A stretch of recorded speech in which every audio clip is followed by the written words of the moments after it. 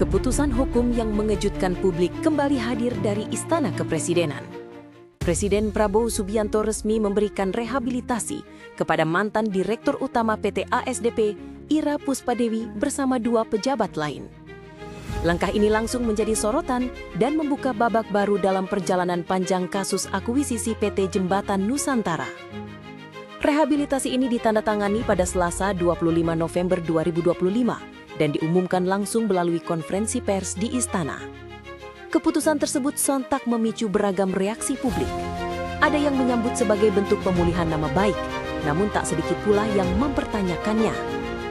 Mahkamah Agung bergerak cepat menjelaskan dasar konstitusional dari keputusan ini.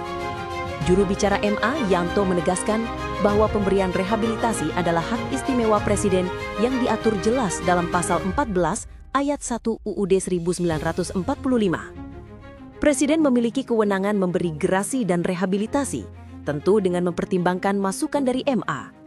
Namun Yanto mengaku belum membaca langsung isi pertimbangan yang dikirim ke Presiden karena ia bukan hakim yang ditunjuk untuk menyusunnya.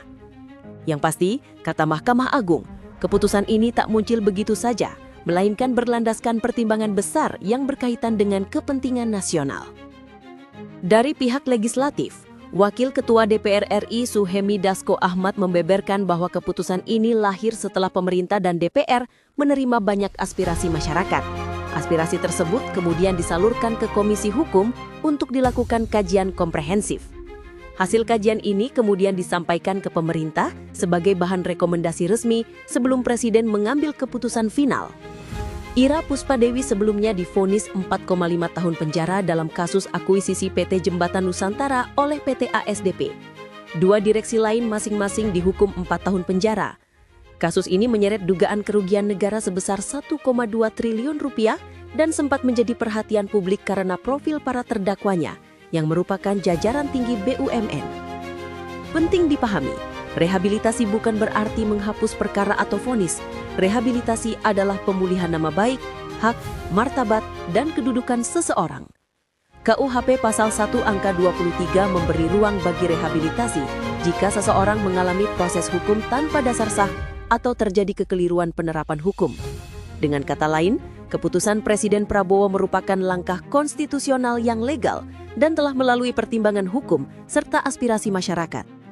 Meski berlandaskan aturan, keputusan rehabilitasi ini tetap memunculkan perdebatan luas. Sebagian bersyukur, sebagian bertanya-tanya, namun yang jelas, kasus ASDP memasuki fase baru dan publik kini menunggu bagaimana langkah hukum serta kebijakan pemerintah berikutnya.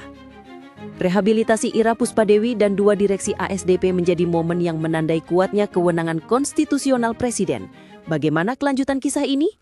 Akankah membuka penyelidikan baru atau menjadi akhir dari polemik panjang? Tulis pendapatmu di kolom komentar.